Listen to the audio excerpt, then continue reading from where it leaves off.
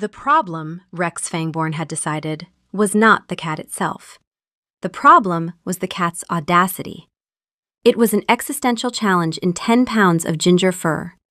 The cat, which his mate Paige had christened Colonel Whiskers with the solemnity of a knighting ceremony, was currently asleep on the throne. Not a chair near the throne, not the worn leather cushion at its base. On the ancient, rune-carved seat of power of the Fangborn Alphas, curled into a perfect circle of insolent fluff. "He is mocking us," Rex's wolf growled, a low thrum of indignation that vibrated behind his sternum. "He is sleeping on our legacy. He probably shed on it. I can smell his smugness from here. It smells like dust mites and treason." "He is a cat," Rex murmured, keeping his voice low as he reviewed a trade summary. The parchment crinkled in his grip. "He does not understand the concept of a legacy." "He understands. He is plotting. Look at the twitch of his ear. That is a plotting twitch. I have seen it on the Greymoor Envoy." Rex glanced up. The colonel's ear did indeed twitch, followed by a soft, snuffly snore. It was profoundly, infuriatingly unplot-like.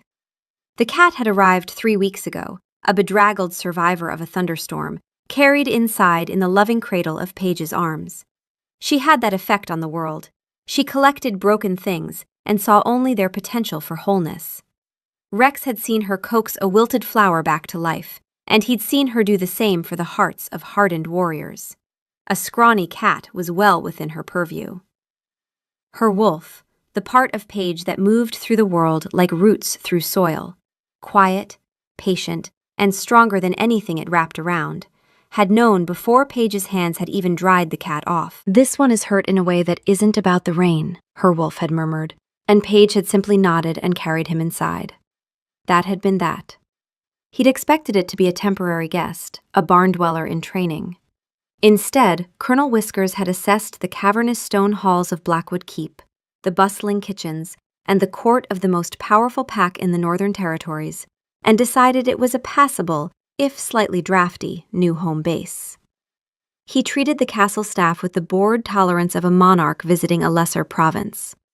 He sampled food directly from the prep tables in the kitchen, batting away the cook's hands with a soft paw before accepting only the finest cuts of salmon. He attended council meetings, typically finding a perch on a stack of maps or, as he was now, the throne, where he would stare at each speaker with an unnerving amber-eyed focus, before closing his eyes in what could only be interpreted as a verdict of insufficiently interesting. Paige, of course, found all of this delightful. "He's so intelligent, Rex. Look at the way he watches everything. He's taking it all in." "He is taking in the location of our valuables and the weak points in our defenses," his wolf insisted. "This is reconnaissance. We are harboring a tiny, furry spy." The tension between Rex's wolf and the cat was a palpable force in any room they shared.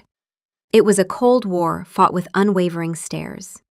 Rex's wolf, the part of him that mapped every room in threat vectors before he'd finished sitting down, that kept a running tactical assessment of everything and everyone, including the furniture, was utterly undone by a stray cat who refused to acknowledge his dominance. The colonel would meet the Alpha King's gaze, the one that made grown betas sweat, and respond with a slow blink. It was the feline equivalent of laughing in his face. Then he'd yawn, displaying a shocking number of tiny, sharp teeth, and turn his back. The disrespect was breathtaking. "He just needs to get used to you," Paige had said, stroking the colonel's back as he purred like a faulty engine. The cat had leaned into her touch, pressing his head into her palm. "He is manipulating the Luna," the wolf seethed. "He uses his false helplessness to gain access to the heart of our power. It is a classic seduction strategy." "You're thinking of Baron Volkov," Rex muttered. The Baron did not purr. He bowed. It was proper. This is anarchy in whisker form." "He's not helpless and he's not pretending to be," Paige said, not looking up from the cat. Her fingers found the spot behind his ears that made his purr deepen into something almost subsonic. "He's exhausted. There's a difference, Rex. You'd see it if you stopped treating him like an invading army." Her wolf, quiet as always, added a single observation that landed in Paige's chest like a stone dropped into still water. He is grieving something. She didn't say it aloud. She just kept scratching, and the colonel pressed his face into her palm like he was trying to disappear into the kindness. Paige entered the throne room a few minutes later, her steps light. She was carrying a small, hand-carved wooden bowl. She moved with a grace that seemed at odds with the grim stone of the castle, a wildflower growing in a fortress. "I brought the colonel his afternoon snack," she announced cheerfully. Rex watched, his jaw tight, as his mate, the Luna of his pack, a woman who could command legions with a soft word, approached the throne and presented a bowl of cream-soaked fish to the slumbering animal. The colonel cracked open one eye, sniffed the air, and deigned to uncurl himself. He stretched, extending his front paws in a gesture of supreme entitlement, and began to lap at the cream. He is being served. On the throne. This is how dynasties fall, Rex. First, they allow cats on the furniture. Then, the barbarians are at the gates. It's just a cat, Fenris, Rex thought, using the name he reserved for his wolf's most dramatic moments. My name is Fenrir, the Unchained, the soul of the Fangborn, and you know it. And that is not just a cat. That is an orange menace. Fenrir the Unchained was also afraid of the hedgehog in the South Garden last Tuesday, Rex thought back. So perhaps we could scale the titles to the actual threat level. That hedgehog was unnaturally aggressive, and you know it. Paige smiled at him, reading the slight twitch of his jaw that meant Fenris was being impossible again. Isn't he wonderful? He has such an air of dignity. Rex looked at the cat, who now had a comical smear of cream on his nose. Dignity was not the word that came to mind. The word that came to mind was insufferable. But the look of joy on Paige's face was a balm. His wolf might love protocol and power, but Rex loved her. It was a simple, unassailable truth. For her, he would tolerate the furry usurper. For now. He turned back to his trade summary, trying to ignore the rhythmic lapping sounds coming from the throne. The document detailed a new proposal from the Greymore pack. Their envoy, a slick, over-perfumed wolf named Lorcan, was due to present it formally to the council tomorrow. The terms seemed almost too good to be true. Access to their western trade routes in exchange for a token tribute of lumber? It is a trap, Fenris grumbled, his attention momentarily diverted from the cat. It smells of desperation and cheap cologne. The cologne is the more offensive of the two. The terms are sound, Rex countered under his breath. The paper feels wrong, too smooth, like a lie.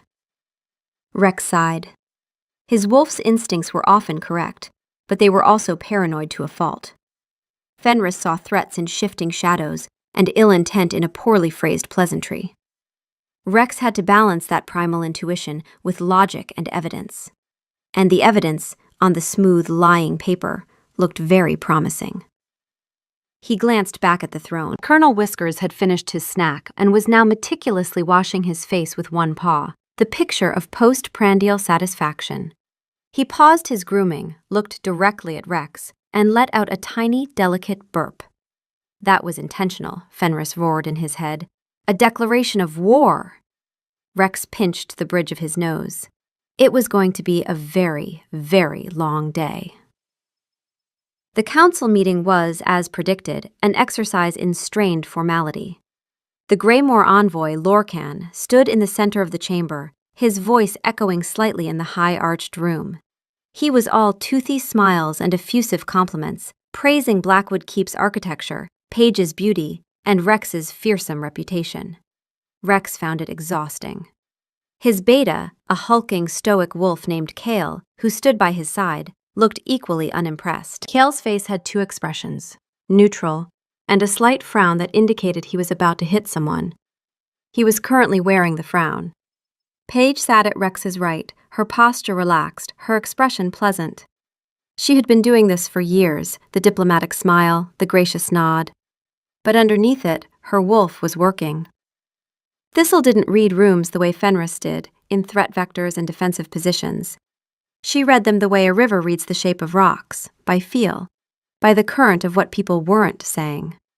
And right now, the current around Lorcan was wrong, oily, like a river bending around something rotten just beneath the surface. Something underneath, her wolf observed quietly. He believes what he's saying, but he doesn't believe it's true. Paige kept her smile in place and filed the observation away. And then there was the cat. Colonel Whiskers had invited himself to the proceedings, naturally. He was perched on the edge of the council table, directly in Lorcan's line of sight, tail twitching like a metronome marking the beat of his disdain. He had spent the first 10 minutes of Lorcan's speech grooming his left shoulder with an air of intense concentration, as if the envoy's words were a mildly annoying background hum. And so, with the signing of this accord, our two great packs will enter a new era of prosperity, Lorcan declared, flourishing a rolled-up scroll. He bowed low to Rex. A partnership for the ages, Alpha King. He smells like a swamp toad that's been rolling in rotten lilies, Fenris commented acidly, and his syntax is appalling. Rex ignored him, giving a slow nod. The terms are generous, Envoy. Almost surprisingly so. Lorcan's smile didn't falter, but a flicker of something, nervousness, crossed his eyes. Alpha Ronan of Greymore is a generous wolf. He believes that trust is the bedrock of any lasting alliance. Paige leaned forward slightly, her voice conversational and warm. How is Alpha Ronan? We were so sorry to hear about the blight. The southern orchards, wasn't it? There was nothing pointed in the question, nothing aggressive. But Lorcan's scent shifted, a sharp, bitter spike that cut through his cologne. Paige's wolf caught it like a thread being pulled. Fear, not of the question, of the answer. He is well, Luna. Very well, Lorcan said, too quickly. He's lying, Thistle said simply. About Ronan. It was at that precise moment that Colonel Whiskers stopped grooming. He lifted his head, his amber eyes narrowing to slits. A low guttural sound, far too menacing for such a small creature, rumbled in his chest. It started as a purr of discontent and escalated into a full-throated hiss that cut through the chamber's silence. Lorcan flinched, his gaze darting to the cat. My apologies, Alpha King. Is your pet unwell? He is not a pet, Paige said, her voice still soft but carrying the kind of quiet authority that made people straighten in their chairs without knowing why. He is a guest, and he seems to have an opinion. The cat's entire body had gone rigid. His fur stood on end, making him look like a spiky orange fruit. His ears were flat against his head. He took a deliberate step forward, his eyes locked on Lorcan. He sees it too, Fenris exclaimed, a rare note of approval in his voice. The tiny menace sees the lie. Colonel, be nice, Paige said, but there was no force behind it. She was watching the cat with fascination. Lorcan, attempting to regain his composure, chuckled weakly. A spirited feline. My alpha has a fondness for them himself. Now, as I was saying, the key clause, the one that truly seals our bond of friendship. He took a step closer to the table, gesturing with the scroll. It was a mistake. In a flash of orange fury, Colonel Whiskers launched himself from the table. It was not a jump, it was a calculated strike. He landed squarely on Lorcan's chest, dug his claws into the envoy's expensive tunic for purchase, and sank his teeth into the fleshy part of the man's hand, the one holding the scroll. The result was pandemonium. Lorcan screamed, a high-pitched yelp of shock and pain that was deeply unbecoming of a werewolf. He dropped the scroll and flailed wildly, trying to dislodge the furry demon attached to his arm. Get it off me! Get it off! Kale moved with surprising speed, grabbing the sputtering envoy while another guard gently but firmly detached the cat. Colonel Whiskers did not struggle. Once removed, he landed silently on the floor, shook himself once, and began calmly licking his paw, as if the diplomatic incident he had just caused was no more troublesome than a bit of dust on his fur. Paige was on her feet instantly, her face arranged in the appropriate mask of concern. Oh, goodness! Envoy Lorcan, I am so terribly sorry. He's never done anything like that before. Are you all right?" But even as she said it, she was already looking at the scroll on the floor. She'd moved before Kale had, stepping around the sputtering envoy and kneeling to pick it up herself. The parchment had unrolled when it fell, and the full text was exposed. "Rex," she said, her voice changing entirely, the diplomatic warmth gone. Just his name, flat and certain. She pointed at the bottom of the scroll, at a block of text written in a cramped, barely legible script, hidden by the final flourish of the main signature line. "Read this." Rex took the scroll.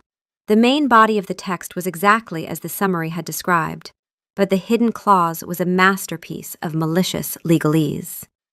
It wasn't a trade agreement. It was a concession. In exchange for the token tribute of lumber, the Fangborn Pack would cede all mineral rights to the Eastern Territories, their most valuable asset, to Greymore for a period of 99 years. It was a poison pill wrapped in a gift. It would have crippled them. A cold silence fell over the room. Every eye turned from the scroll to the pale, sweating face of Envoy Lorcan. Rex looked at the man, then at the small ginger cat, now primly washing behind his ears. The cat paused, met his gaze, and gave one of those infuriating slow blinks. "I rescind my previous statements," Fenris said, his voice filled with a strange, grudging awe. "The Orange Menace is a tactical genius." Rex raised his eyes to the envoy. "Guards," he said, his voice dangerously calm. "Escort our friend to the dungeons. He and I need to have a much more honest conversation." As Lorcan was dragged away, still sputtering about diplomatic immunity, Paige scooped up the colonel. "You clever boy," she murmured into his fur, quiet enough that only Rex heard. "You knew before any of us, didn't you?" The cat purred, a sound of complete satisfaction. Over Paige's shoulder, he looked at Rex. Rex could have sworn, just for a second, that the cat winked. That night, after the keep had settled, Rex couldn't sleep. The anger was still running hot under his skin, at Lorcan, at Greymore, at himself for nearly being taken in by a scroll that felt too smooth. His wolf was pacing in his chest, restless and electric. He didn't wake Paige. He pulled on boots and went out through the kitchen door, past the darkened herb garden, into the tree line behind the eastern wall. The night air hit his skin and something in him unclenched. He stripped, folded his clothes on a low branch, and shifted. The change rolled through him like cracking every joint at once, a bright, sharp release that left him standing on 4 legs, the world suddenly louder and wider and simpler. The forest floor was damp under his paws. He could smell the rain from 3 days ago still trapped in the bark of the oaks, could hear the heartbeat of a rabbit 200 yards north. He ran. Not toward anything, not away from anything, just the clean, necessary burn of muscle and ground and night air, the kind of run his body needed the way it needed water. Fenris wasn't a separate voice when they were like this. There was no him and Fenris, just the wolf, just the run, just the dark. He came back an hour later, human again and breathing hard, the edge taken off. Paige was sitting up in bed when he slipped back in, her hair sleep-wild. "Feel better?" she asked. "Marginally." She patted the bed beside her. "The colonel is sleeping on your pillow." He looked. The cat was indeed on his pillow, arranged in a position of maximum territorial claim. Rex sighed and got into bed on the wrong side. Paige's wolf, the quiet, steady presence that Rex sometimes forgot was there until it surfaced, sent a wash of calm through the bond that settled over him like a warm hand on his chest. He didn't ask for it. He didn't need to. She just knew. The castle buzzed with the story for days. The tale of the treasonous envoy and the tactical cat became an instant legend. The younger pups reenacted the scene in the training yards, one pretending to be the shrieking Lorcan, and another, smaller pup, shifting into wolf form mid-tackle to play the ferocious ginger warrior, which wasn't accurate to the source material, but significantly improved the production value. The dungeons had yielded a full confession. Whoever was running Greymore in Alpha Ronan's absence was desperate, his lands blighted, and he had resorted to a desperate, foolish gambit. The threat was neutralized, and Rex's reputation for sniffing out deception was, ironically, enhanced. All thanks to a cat. It was, his wolf had decided, a fluke. A lucky coincidence. The creature smelled his fear, Fenris rationalized. Animals are sensitive to such things. It was a confluence of feline instinct and opportune timing, nothing more. And yet, Rex said aloud to the empty study, the cat specifically bit the hand holding the scroll. A detail. He was aiming for the shiniest object. The seal was probably quite shiny. Rex wasn't convinced. He found himself watching the colonel with a new, wary respect. The cat, for his part, seemed entirely unimpressed by his newfound fame. He accepted the extra tidbits of fish from the kitchen staff as his due, and continued his daily routine of sleeping, eating, and judging everyone with silent, amber-eyed contempt. The second incident occurred a week later. Rex had been reviewing the new guard rotations with Kale. A recent recruit, a quiet, hulking male named Jorn, was being assigned to the castle's western gate. He was a transfer from a small southern pack that had recently dissolved, and his references were impeccable. He was strong, disciplined, and barely spoke a word. The meeting took place in the strategy room, a chamber dominated by a massive oak table carved with a map of the territories. Colonel Whiskers was, of course, present. He had claimed a sleeping spot on a pile of discarded maps of the Frostfang Mountains, a region known for its inhospitable terrain and complete lack of interesting rodents. Yorn stood at attention before Rex, his eyes fixed on the far wall. "I am honored by the trust you place in me, Alpha King," he said, his voice a low monotone. "Your record is exemplary, Yorn," Rex replied. "Kale speaks highly of your diligence." Kale grunted in affirmation. "He's a good soldier, follows orders." At that moment, a hiss sliced through the air. It was sharp and ugly, like tearing silk. Rex's head snapped toward the sound. Colonel Whiskers was on his feet, his back arched, his fur bristling. He wasn't looking at Rex or Kale. He was staring directly at the new guard, Yorn. His tail was puffed up to the size of a squirrel's. Yorn didn't move a muscle, but a single bead of sweat trickled down his temple. "Well, well, well," Fenris purred. "The menace is displeased again. What's wrong with this one? His tunic is properly laundered." "Colonel," Paige said, stepping into the room with a tray of tea. She stopped short, her eyes widening at the scene. "What's wrong?" The cat ignored her. He took a menacing step forward, then another, his body low to the ground. He let out another vicious hiss, spitting with fury. It was a completely different reaction than the one he'd had with Lorcan. That had been a targeted strike.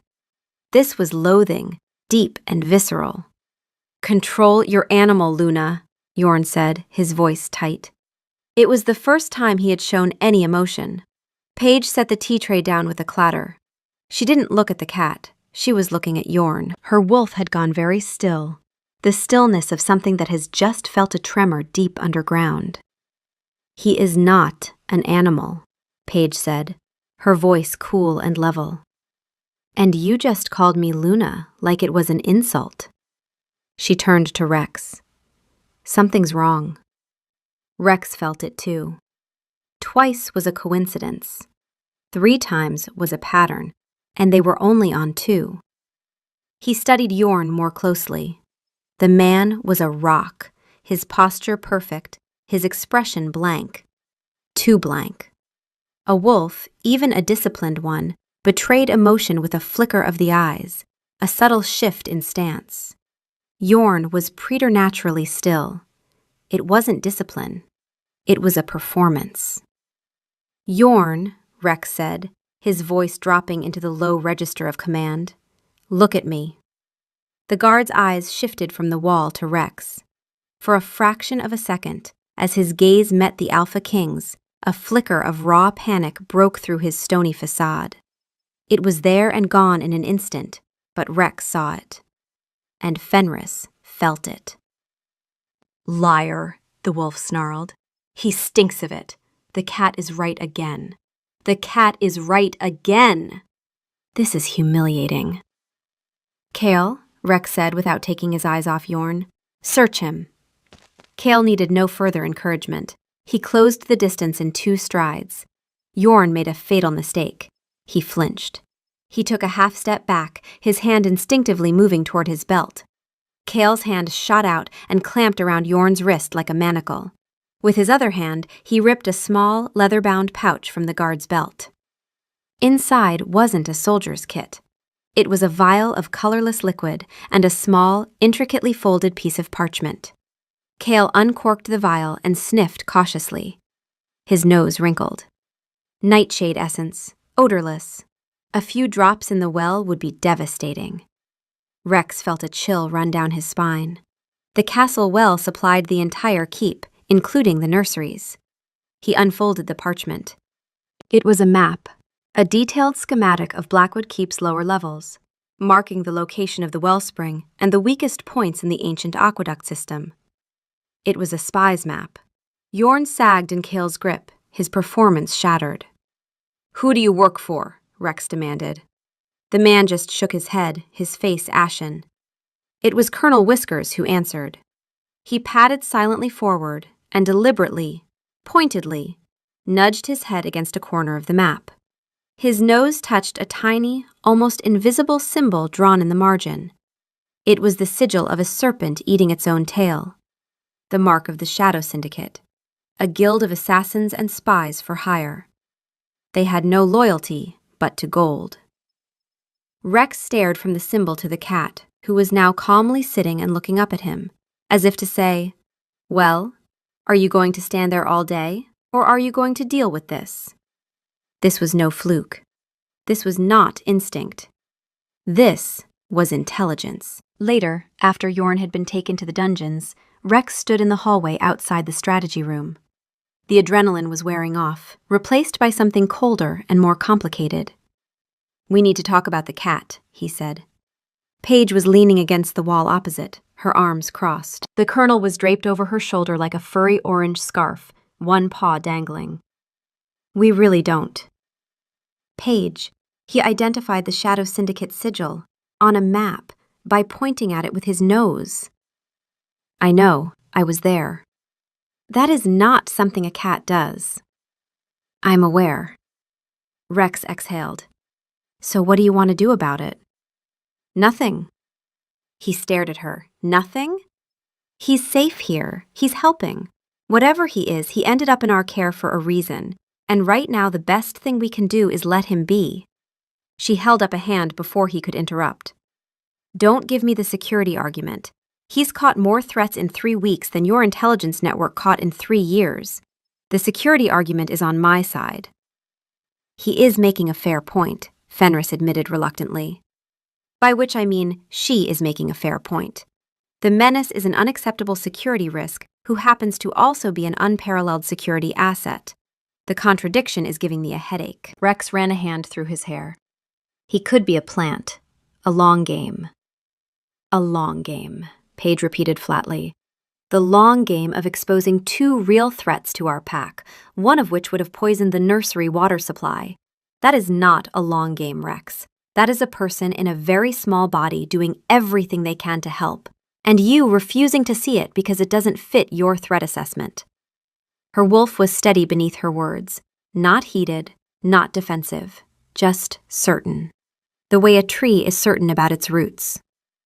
She'd felt the colonel's grief the first day she held him. She'd felt his frustration, his intelligence battering against the walls of a body that couldn't speak. She couldn't prove any of this. She just knew. And she was tired of pretending she didn't.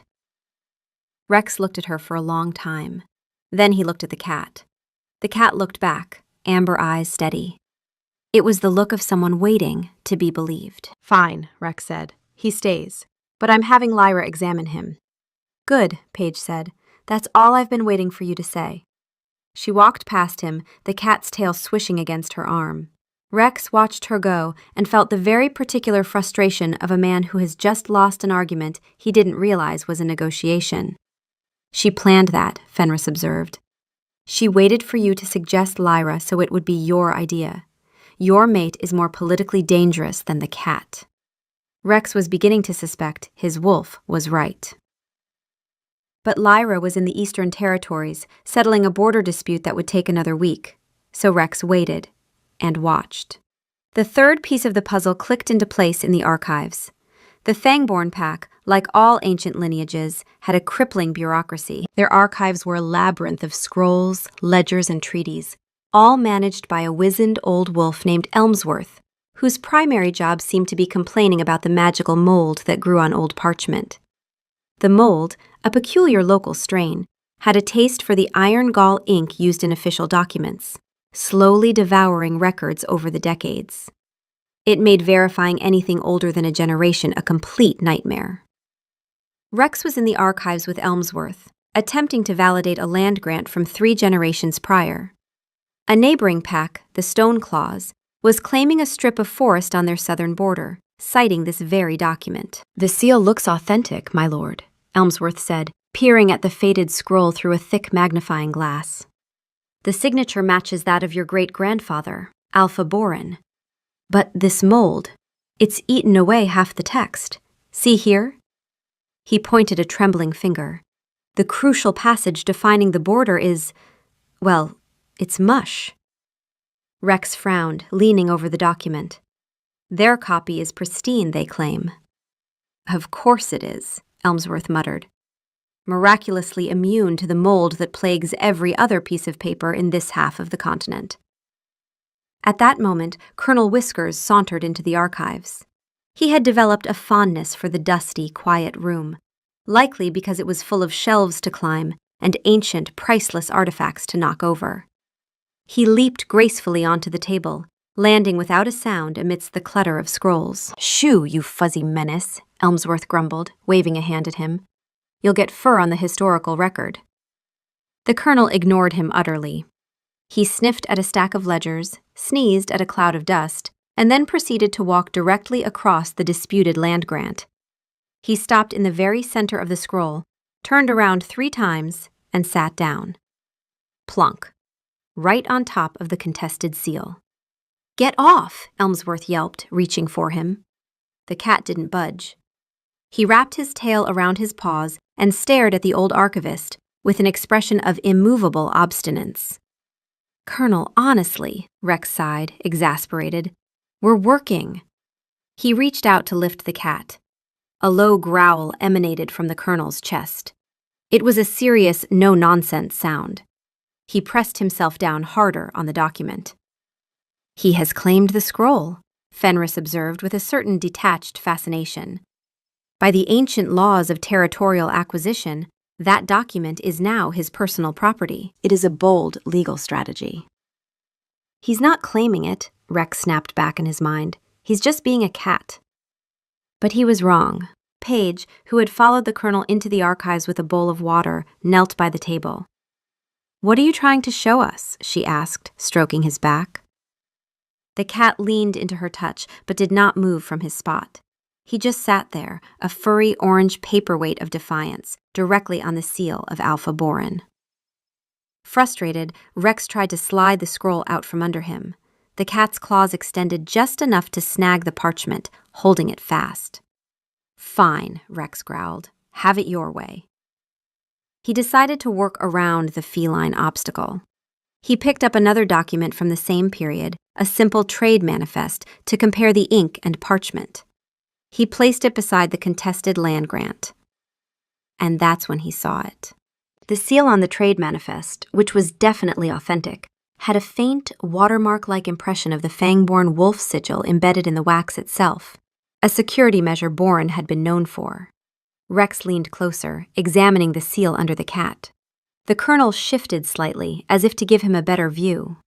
The seal on the land grant was flawless. The image was perfect. Too perfect. It was a surface impression only. There was no watermark. It was a forgery. A brilliant one, crafted with aged parchment and faded ink, but a forgery nonetheless. The one detail they'd missed was the invisible one. Rex straightened up, a slow smile spreading across his face. "Elmsworth, get me a message hawk. I have a reply for the Stoneclaws." Elmsworth peered at what Rex was pointing at. His eyes widened. By the moon, how did you… He trailed off, his gaze falling on the cat, who chose that exact moment to stand up, stretch, and hop gracefully off the table, his work apparently done. Paige scooped him up. "You're not a cat," she said quietly, and this time it wasn't a coup or a joke. It was a statement of fact, delivered with the calm certainty of someone who had been waiting for everyone else to catch up. "You're not a cat, and you haven't been one for a while." The colonel went very still in her arms. His amber eyes met hers, and something in them cracked open, the rigid composure that had held this creature together through 3 weeks of being petted and cooed at and served fish in a bowl on the floor. For just a second, the mask slipped, and what Paige saw underneath was not feline. It was a raw, desperate, furious intelligence looking back at her through the wrong eyes. Her wolf felt it like a hand closing around her heart. "He is screaming," Thistle said. "He has been screaming since he got here, and no one could hear him." "Rex," Paige said, and her voice was not warm, not gentle, not diplomatic. It was the voice she used when she had made a decision and the world was going to rearrange itself accordingly. "Send for Lyra. Today. Not next week. Today." Rex looked at his mate, at the steel in her spine that people so often mistook for softness, and knew better than to argue. "Kale," he called, "fastest rider we have. Get Lyra home." The elder of the Fangborn pack was a she-wolf named Lyra. She was ancient, her muzzle gone gray and her eyes clouded with the cataracts of time, but her senses reached into realms others couldn't perceive. She could smell the truth on a person's soul and hear the echoes of magic on the wind. When Rex summoned her to the throne room to examine a cat, she had simply nodded, as if it were the most normal request in the world. Lyra, Rex, Paige, and Kale stood in a semicircle. In the center, on a velvet cushion Paige had provided, sat Colonel Whiskers. He looked impossibly small and ordinary in the vast, silent chamber. He was currently washing a hard-to-reach spot on his back. "You believe this creature is more than it seems?" Lyra stated, her voice a dry rustle of leaves. "He exposed a political gambit, a spy, and a forged document," Rex said, ticking the points off on his fingers. "He has better political instincts than half my council." Kale grunted. "The bar is low, but yes." Paige said nothing. She just knelt beside the cushion, one hand resting lightly on the colonel's back. Her wolf was pressed against the surface of her skin, listening with everything she had. Lyra shuffled forward, her old bones creaking. She did not look at the cat, not at first. She closed her eyes and inhaled deeply, her nostrils flaring. The air in the room grew still. Rex could feel the shift, the thinning of the veil between the seen and the unseen, as the elder worked her senses. "There is a cage," Lyra murmured, her brow furrowed. "Not of iron, but of form. A strong spirit, a will of iron and pride, compressed, squeezed into a shape not its own. It is loud. Very, very loud in here." She tapped her temple. "And very angry." "I could have told you that," Fenris grumbled. "He's been shouting about the indignity of it all since he arrived." Lyra opened her eyes and finally looked at the cat. Colonel Whiskers had stopped his grooming. He was watching her, his body tense, his amber eyes wide and shockingly lucid. There was a desperate hope in his gaze. The old she-wolf knelt, a difficult and painful process, until she was eye level with him. She extended a gnarled, wrinkled hand. The cat did not flinch. He watched her hand approach, and then, slowly, he leaned forward and pressed his head into her palm. It was not a plea for affection. It was an act of trust. Lyra's breath hitched. Her eyes, cloudy as they were, widened in shock. "By the first tree," she whispered, her gaze distant. "I hear him. Not in words, in images, feelings, pride, fury. A witch's laughter, a flash of green light, the world shrinking." She pulled her hand back as if burned, staring at the cat with newfound awe. This is no spirit of the wild. This is no familiar. This is a wolf. A heavy silence descended. Paige's hand on the colonel's back went still, but she did not gasp. She closed her eyes, and Rex saw her lips press together, not in shock, but in the grim satisfaction of a suspicion confirmed. "I knew," her wolf said. "I felt the wolf in him the whole time. I thought I was imagining it." "A wolf?" Rex repeated, his voice tight. "Trapped in that?" "An alpha," Lyra corrected, her voice trembling with the magnitude of her discovery. "A powerful one. His presence, it burns. I feel the weight of his pack on his soul even now. He is Ronan Marsh of Ashford." The name landed in the room like a physical blow. Ronan Marsh, their rival, the proud, arrogant, but undeniably effective alpha of the Ashford pack, which bordered their eastern territories. Ronan had vanished without a trace 2 years ago, leaving his pack in the less than capable hands of his brother. Everyone had assumed he was dead. No one had suspected he'd been turned into a stray cat. Rex stared at the creature on the cushion. Colonel Whiskers, Alpha Ronan. His greatest rival had been living in his castle, sleeping on his throne, and eating fish out of a bowl provided by his mate, and saving his kingdom in the process. "The curse," Rex managed to say. "The witch?"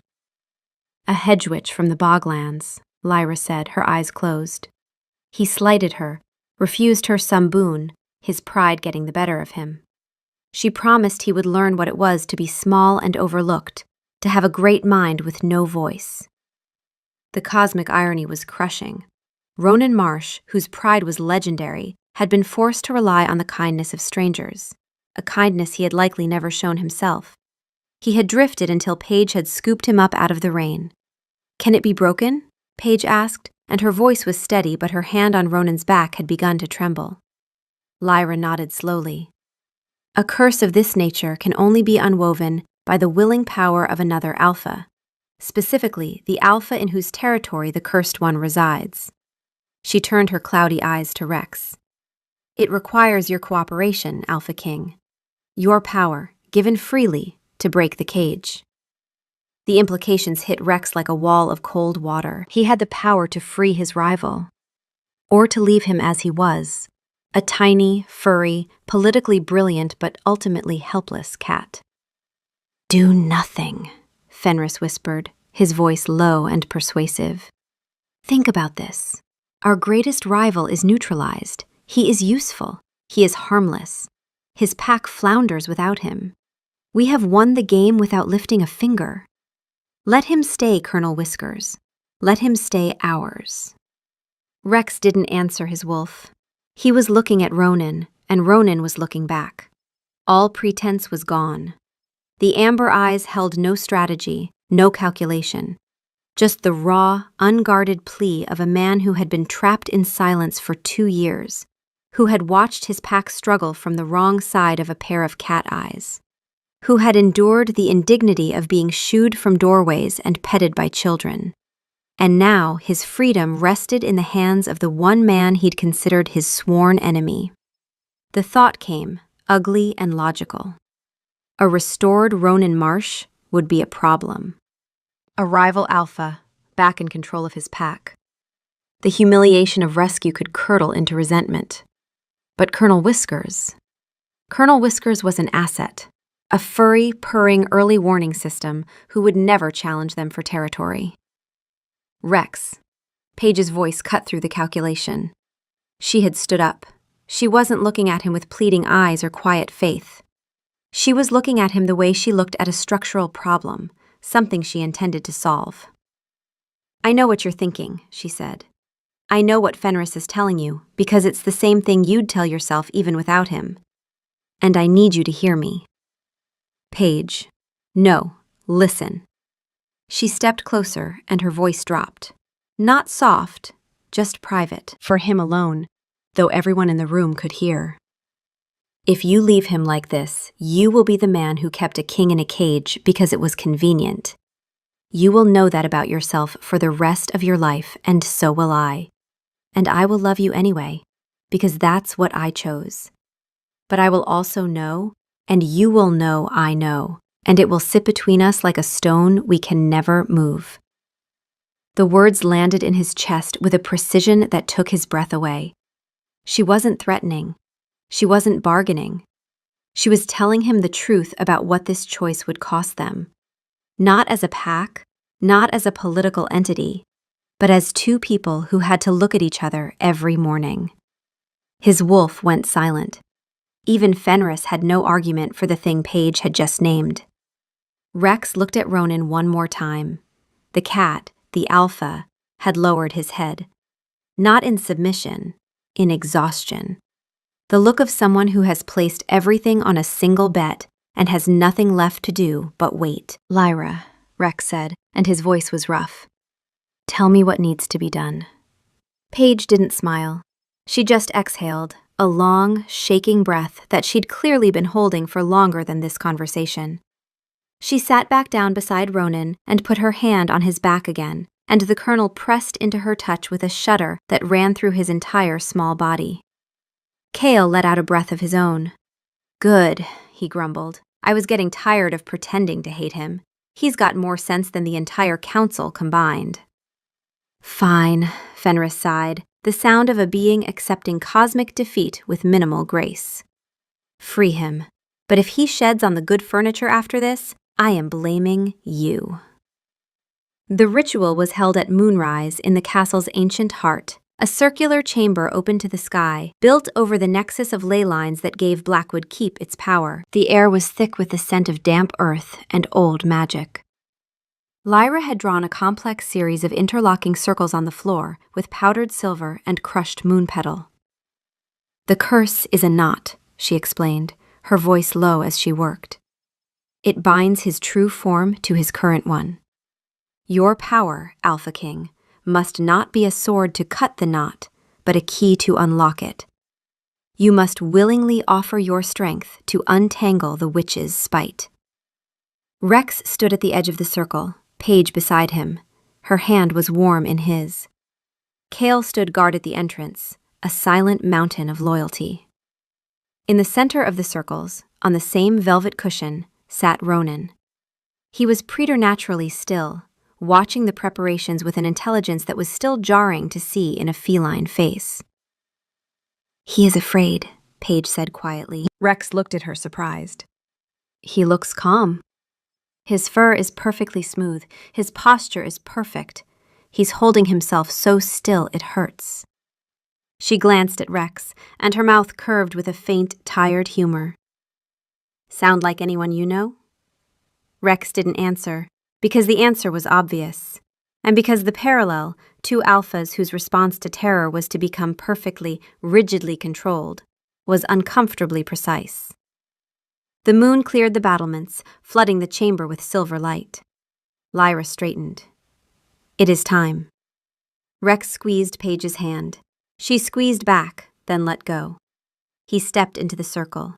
The air within the silver lines hummed with latent power. He walked to the center and knelt before the small ginger cat, face to face with his rival. "Ronan Marsh," Rex said, his voice formal. "I offer you the strength of my pack and my blood, not as a gift, but as a debt repaid. You have protected my home and my mate. I will see you restored." He reached out, his hand open. The ritual required physical contact. Ronan had to accept the offered power. For a long moment, the cat just stared at his outstretched hand. The internal war was visible even in this body, the pride that screamed not to accept help from his enemy versus the desperate yearning for freedom. Finally, with a shudder that ran through his tiny body, Ronan leaned forward and touched his nose to Rex's palm. A spark of energy arced between them. It felt like plunging his hand into icy water and fire at the same time. The circles flared with brilliant silver light. Rex let his alpha power flow, not as a command, but as a current, searching for the tangled knot of the curse. He felt it. A cold, greasy tangle of magic wrapped around Ronan's spirit, spiteful and clever, woven with threads of shame and helplessness. He could also feel Ronan's own power, a furious, caged inferno beating against its prison. Gently, Lyra's voice echoed in his mind. Do not force it. Show it the way out. Rex focused. He poured his energy into the knot, finding the loose threads, encouraging them to unwind. The witch's magic resisted, clinging like tar. He pushed harder, the full force of his will behind the effort. The air crackled. A low wind swirled through the chamber. He felt Ronan's spirit surge, joining his. Two alpha wills, ancient rivals, working in concert. Together they pulled at the threads of the curse. A sound like tearing fabric on a cosmic scale. A flash of blinding green light erupted from Ronan's body, the witch's magic dying in a final hateful scream. The force of it threw Rex backward, and he landed hard on the stone floor outside the circle. He blinked, his vision swimming. The silver circles were scorched black. The air smelled of ozone and released magic. Paige was at his side instantly, helping him up. Rex, are you all right? I'm fine, he said, his ears ringing. He looked toward the center of the chamber. The velvet cushion was empty. The ginger cat was gone. In his place, sprawled on the cold stone, was a man, naked, leanly muscled, with a shock of fiery red hair that matched his cat fur perfectly. He was tangled in a heap of limbs, as if his body had reassembled itself in a hurry and hadn't quite worked out the logistics. He pushed himself up onto his elbows, shaking his head. No one moved. No one spoke. The only sound was Ronan's breathing, ragged, human, two-lunged breathing that hitched and caught in his throat. He looked at his hands, turning them over and over, marveling at the fingers, the palms. He curled them into fists, opened them, curled them again, learning them. He slowly got to his feet, unsteady as a newborn foal. He stood tall, a man who was used to commanding space, and took a deep, shuddering breath.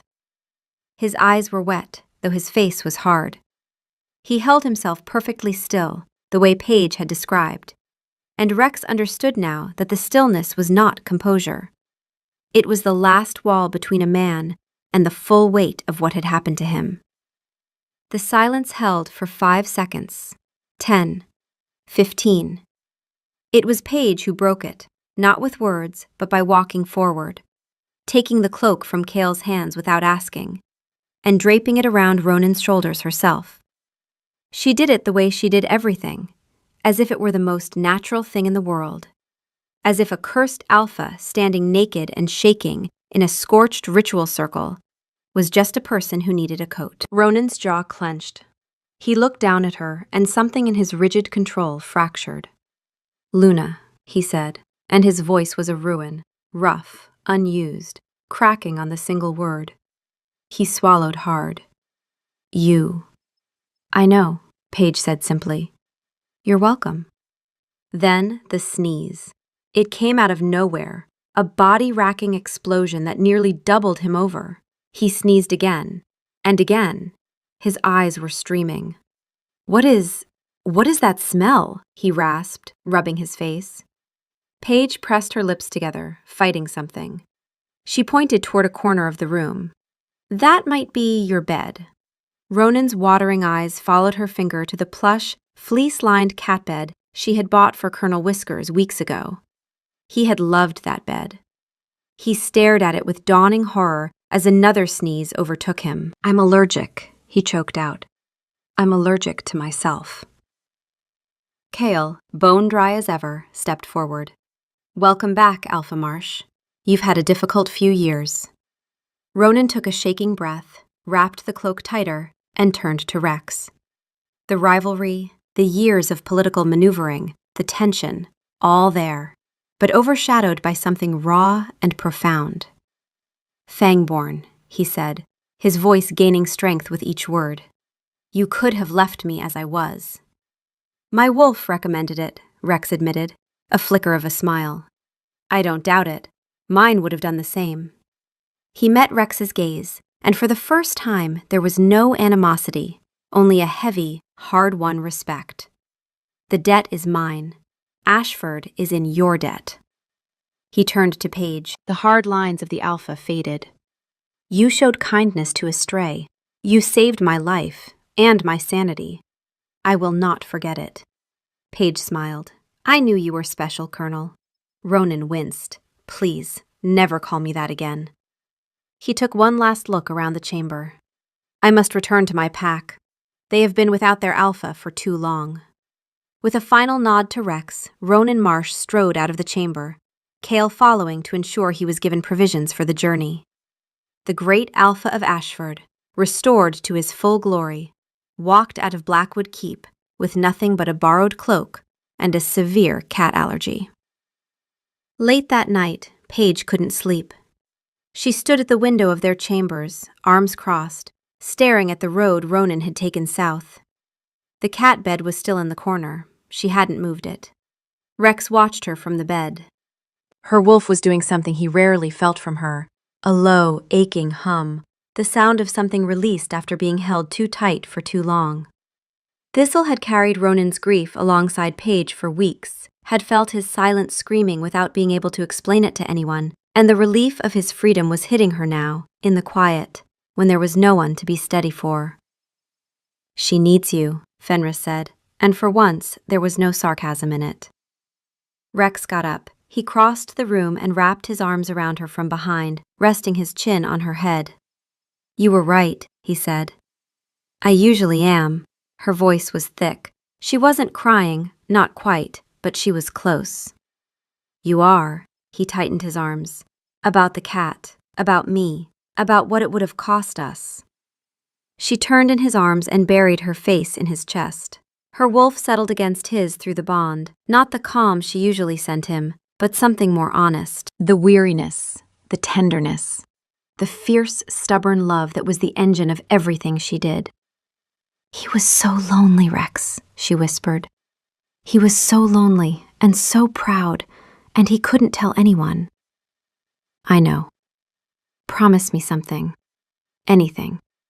Next time I tell you something is a person and not a problem, believe me the first time. He pressed his lips to her hair. I will try. She let out a wet laugh. That's the most honest thing you've ever said to me. Outside, somewhere in the distance, a wolf howled. Then another. The dawn patrol, heading out for their run along the northern ridge, their shapes flowing through the tree line like dark water. Rex felt the pull of it in his chest, the call to join, to run, to be part of the pack in the simplest, most physical way. Paige felt it too. Her wolf stirred. Go, she said, pulling back. Both of us. Right now. They shifted in the bedroom, clothes abandoned, the change rippling through them like a sigh, and went out through the kitchen door together, two wolves running shoulder to shoulder into the gray light, the keep growing small behind them. They caught the patrol on the ridge. No one commented on the Alpha and Luna joining the run. They just made room. The month that followed was eerily peaceful. The castle felt empty without a small, furry tyrant silently judging everyone. The kitchen staff complained there was no one to steal the best cuts of salmon. Elmsworth in the archives reported a distinct lack of mysterious paperweights. Rex found himself scanning rooms for a flash of orange, his wolf strangely unsettled by the absence of its nemesis. The quiet is unnerving, Fenris admitted one evening. It feels like an ambush. Then the official envoy from Ashford arrived. Not a slick trickster like Lorcan, but Ronan's own beta, a stern-faced she-wolf named Anya, who carried none of his bluster, but all of his authority. She presented Rex with a formal proposal, not a request for a treaty, but a declaration of unconditional alliance. The terms were unprecedented. Ashford pledged its swords, its resources, and its loyalty to the Fangborn Pack, not as vassals, but as equals. Joint patrols, a unified trade council, a mutual defense pact so ironclad that an attack on one was an immediate declaration of war on both. He is binding his pack to ours, Cale murmured, reading the terms over Rex's shoulder. Forever. Rex looked at Paige. She was smiling. He's a good man, she said. He was just trapped for a while. The alliance was forged. It became the strongest in the territory, a bedrock of stability in a volatile world. A peace settled over the land, born from a thunderstorm, a kind heart, and a very political cat. On the 1-year anniversary of Ronan's rescue, a package arrived from Ashford. A small, exquisitely wrapped box. Inside, nestled on silk, was a figurine of a ginger cat carved from sunstone so that it seemed to glow from within. Posed seated, one paw raised as if meticulously grooming itself. Tucked beneath it was a small, crisp card. 4 words. Still not a cat. Paige laughed and placed the figurine on the mantelpiece. It became a tradition. Every year, a new carving arrived. A ginger cat sleeping on a tiny throne. A ginger cat biting the hand of a cowering, jewel-bedecked man. A ginger cat sitting triumphantly on a scroll. The mantelpiece became a shelf. The shelf became a specially commissioned cabinet in the Great Hall. The Colonel's collection became a famous symbol of the Unbreakable Alliance. One evening, nearly a decade in, Rex and Paige stood before the cabinet. The latest addition had arrived that morning, a carving of 2 wolves, one dark and one red, running side by side, with a tiny ginger cat trotting proudly between them. "He's getting sentimental in his old age," Rex remarked. "He's happy," Paige corrected softly. She leaned her head on his shoulder. "We all are." "He did shed on the throne, you know," Fenris grumbled quietly. The complaint lacked its old fire. It was more of a fond reminiscence. "I know," Rex thought back. It was worth it. Rex wrapped his arm around his mate, pulling her closer. He looked at the woman who had started it all, who saw kings in strays and believed in the goodness of even her husband's most aggravating rivals. The world was safe, his pack was strong, and his mate was in his arms. And it was all, somehow, thanks to a cat who wasn't a cat.